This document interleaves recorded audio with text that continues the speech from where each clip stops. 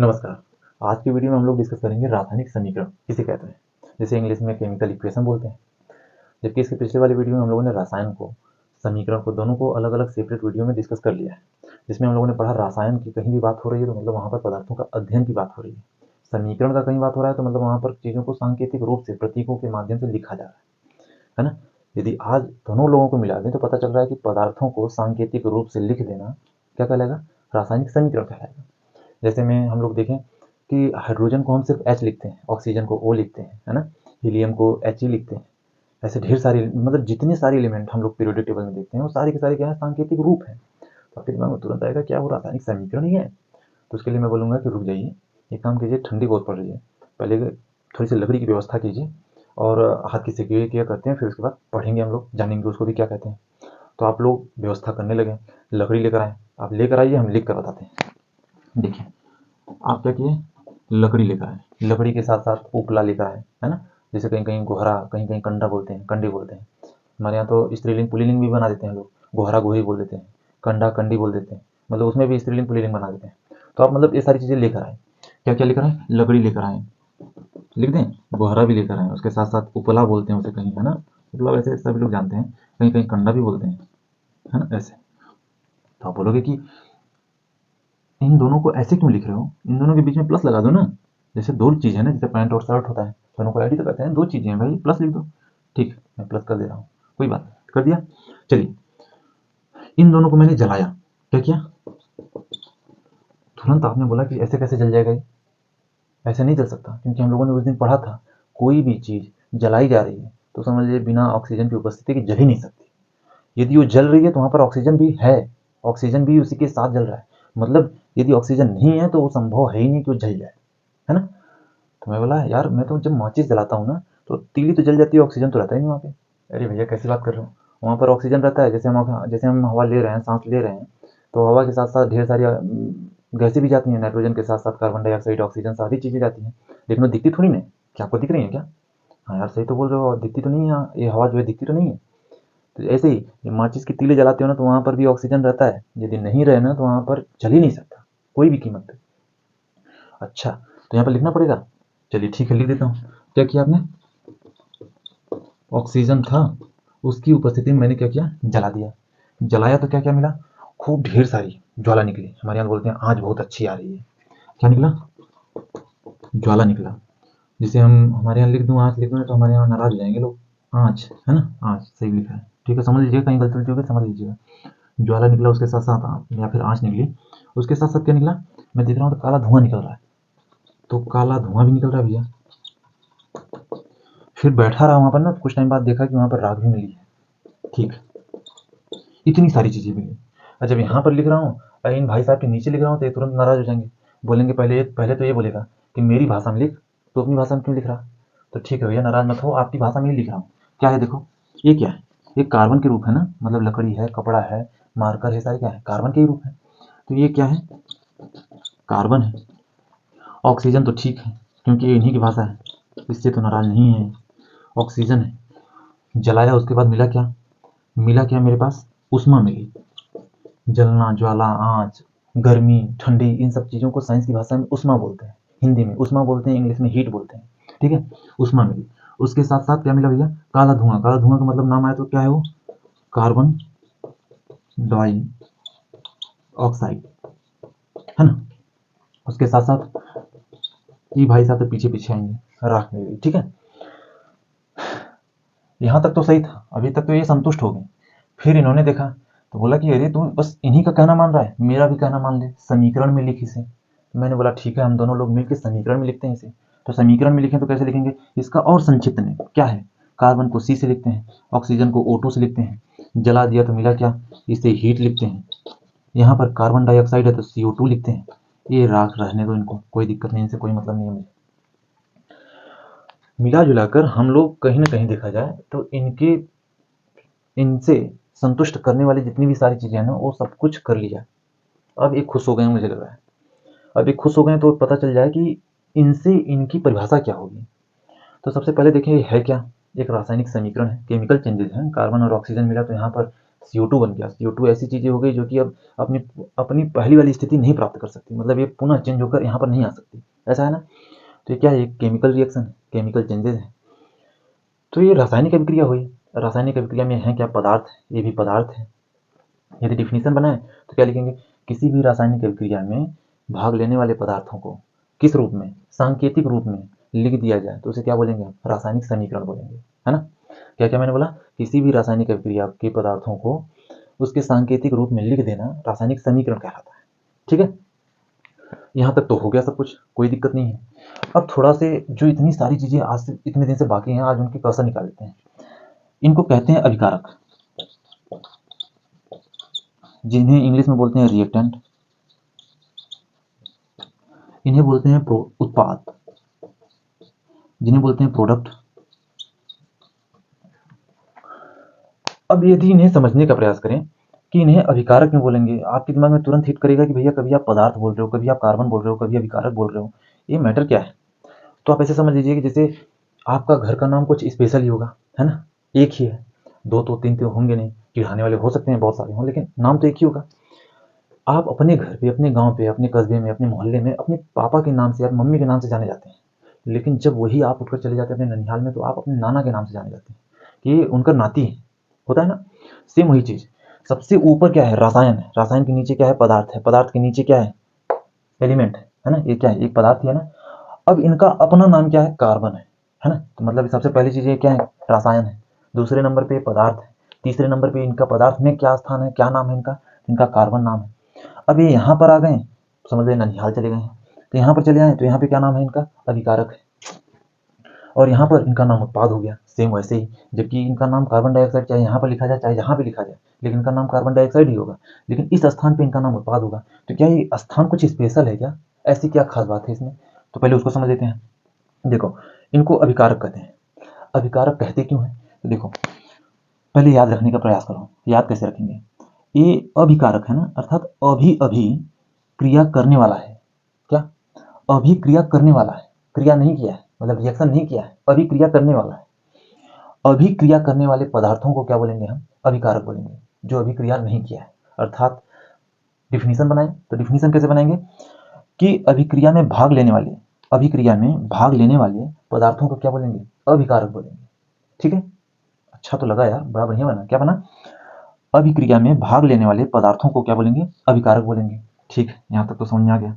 अब इसे उत्पाद क्यों बोलते हैं, तो आप याद रखने के लिए आप ऐसा समझिए कि अभी क्रिया कर दिया है, मतलब ये आ गया, इधर आ गया, क्रिया करके इधर आ गया, तो अब क्रिया कर लिया है।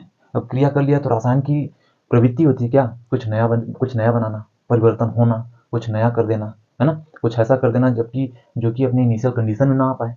तो सेम वही चीज, अभी क्रिया किया तो क्या किया, कुछ उत्पन्न किया, क्या किया, कुछ उत्पन्न किया, मतलब उत्पाद बनाया इसने, क्या, उत्पन्न किया। अर्थात यहाँ पर जितनी भी सारी चीजें जो उत्पन्न हुई मिलेंगी आपको, वो क्या होंगी, उत्पाद होंगी। ठीक है, तो इसे लिखेंगे कैसे, उत्पाद की डिफिनीशन क्या देंगे, तो आप ऐसे दे दीजिए कि अभिक्रिया के बाद प्राप्त होने वाले पदार्थों को क्या बोलेंगे हम, उत्पाद बोलेंगे। क्यों, क्योंकि वो उत्पन्न हुआ है तुरंत। डिफिनीशन कॉन्सेप्ट क्लियर रखिए, दिमाग में कैसे रखिए कि जो पदार्थ अभिक्रिया करने वाले हैं उन्हें क्या बोलेंगे हम, अभिकारक। जो अभिक्रिया करके पदार्थ नया कुछ बना हुआ है, कुछ नया मिला है, उसे क्या बोलेंगे, उत्पाद। ठीक है, अब देखिए, अब छोटी छोटी दो तीन चीजें देख लीजिए। अभी आपने बोला जब दो चीजें हैं तो यहाँ पर ऐड लगा दो, मैंने नहीं लगाया था, आपने बोला था कि भैया जब दो चीजें हैं तो यहाँ पर ऐड लगा दो, प्लस लगाओ, तो यहाँ पर मैंने प्लस लगा दिया। अर्थात दो या दो से, सॉरी एक या एक से, है ना, दो या दो से भी बोल सकते हो, एक या एक से अधिक पदार्थों के बीच में या एक या एक से अधिक अभिकारक के बीच में प्लस का चिन्ह लगाते हैं। नियम सुन लीजिए, नियम हो सकता है आपके लिए। पहला नियम क्या मिल रहा है हमें, पहला नियम मिल रहा है कि एक या एक से अधिक अभिकारक के बीच में प्लस का चिन्ह लगाते हैं। दूसरा नियम क्या मिल रहा है, एक या एक से अधिक उत्पाद के बीच में प्लस का चिन्ह लगाते हैं। देखना, उत्पाद है ना, एक या एक से अधिक उत्पाद के बीच में प्लस का चिन्ह लगाते हैं। ठीक है, लगा दिया, कोई दिक्कत नहीं ना। अब अगली चीज क्या बोलेंगे हम कि इनका क्या खेल है। देखना, ये केमिस्ट्री में ऐसे भाई साहब हैं, बहुत छुपा रुस्तम है। मतलब जैसे नहीं होता कि हमारे घर में कोई कमी है तो आप आए हमारे घर में, मैंने बिना बताए वो कमी को पूरी कर दी। देखो, यहाँ पर लिखा नहीं है लेकिन फिर भी मैं बार बार ये बोल रहा हूँ कि मैंने जलाया है। देखना, मैंने यहाँ पर लिखा कि जलाया है, लेकिन यहाँ पर मैंने बोल दिया कि जलाया है। अर्थात ये क्या है, ये छिपा नहीं, उसको दिखा रहे हैं आपको कि हाँ जलाया भैया, इसने जलाया है ना, इसने जला दिया है। तो ये ध्यान रखना, इनके इनके बीच में सिर्फ और सिर्फ जो अंतर प्रकट करते हैं ना, जो अंतर को दिखाते हैं वो सिर्फ यही दिखाते हैं। ये क्या दिखाते हैं कि इधर जो है वो अभी अभिक्रिया करने वाला है, इधर जो है वो अभिक्रिया कर चुका है ना। यदि इनको लिखना चाहें तो आप ऐसे लिख सकते हैं। डिफिनीशन कैसे बनाएं, तो आप ऐसे बना लीजिए कि तीर के बाईं तरफ क्या होता है, अभिकारक होता है, तीर के दाईं तरफ उत्पाद होता है। बायां दायां में कंफ्यूजन हो तो आप ऐसे समझ लीजिए कि बायां हमेशा बेकार होता है, वो किसी काम का नहीं, न उससे हम खाना खाते हैं ना पानी पीते हैं। यहाँ तक कि किसी दुकान पे चले जाओ सुबह सुबह ना, पैसे देने लगो तो बोलते हैं भैया बाएं हाथ से मत दो, दाएं हाथ से देखो।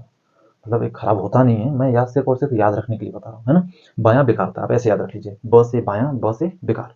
देखो, बाएं साइड अभिकारक, दाएं साइड उत्पाद। क्लियर, मतलब तीर के बाएं साइड क्या है, अभिकारक, तीर के दाएं साइड उत्पाद। ठीक है।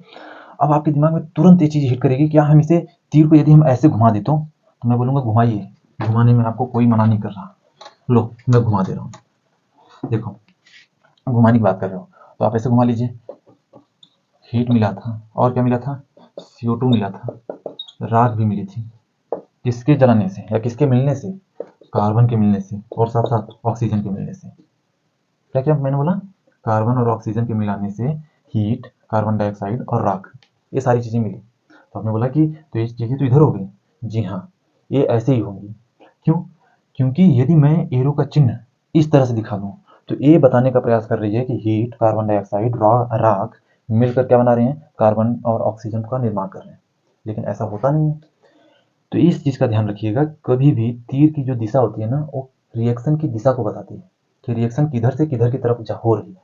जैसे ट्रेन, आजकल की ट्रेन देखो तो वो दोनों तरफ इंजन लगे रहते हैं, आगे भी पीछे भी, वो पता नहीं चलता कि तीर है कि नहीं है ना। लेकिन जब हम रामायण में देखते थे तो वो तीर है, क्या तीर इधर से मारा गया, वो हमेशा आगे की तरफ चल रही है, अर्थात इधर से मारा गया, बस उससे पता भी चल जाता है कि इधर से तीर छोड़ा गया है, आगे की तरफ जा रही है ना।